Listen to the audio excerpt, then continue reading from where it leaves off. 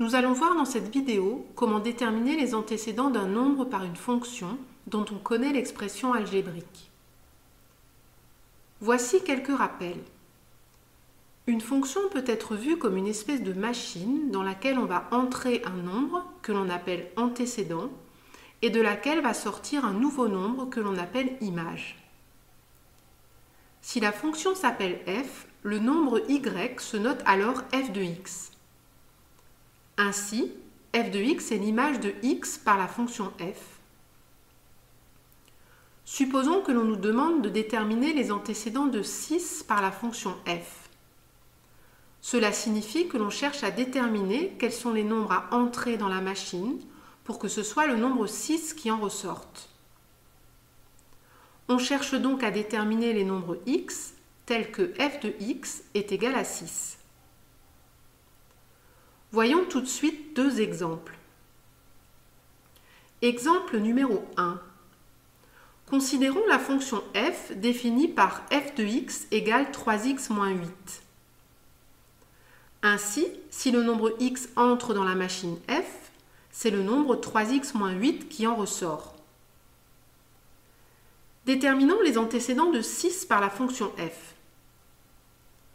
On cherche donc les nombres x tels que f de x est égal à 6, soit tels que 3x moins 8 est égal à 6.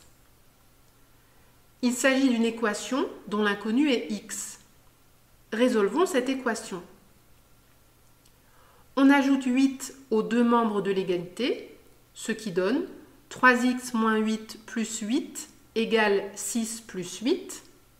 En simplifiant, on obtient 3x égale 14. On divise ensuite par 3 les deux membres de l'égalité, ce qui donne 3x divisé par 3 égale 14 divisé par 3. On obtient finalement x égale 14 tiers. L'équation f de x égale 6 n'a donc qu'une seule solution.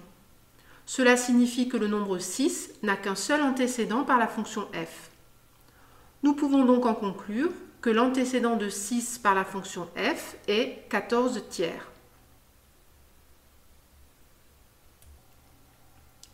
Voici un deuxième exemple avec une fonction un peu plus compliquée.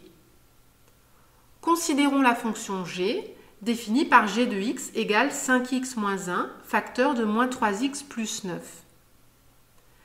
Déterminons les antécédents de 0 par la fonction g. On cherche donc les nombres x tels que g de x est égal à 0, c'est-à-dire tels que 5x moins 1 facteur de moins 3x plus 9 égale 0. Il s'agit d'une équation dont l'inconnu est x. Résolvons-la. Cette équation est une équation produit. On rappelle que si a multiplié par b est égal à 0, alors a est égal à 0 ou b est égal à 0.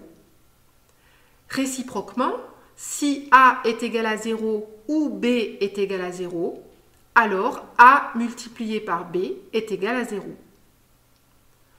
Dans notre exemple, 5x moins 1 correspond à a et moins 3x plus 9 correspond à b.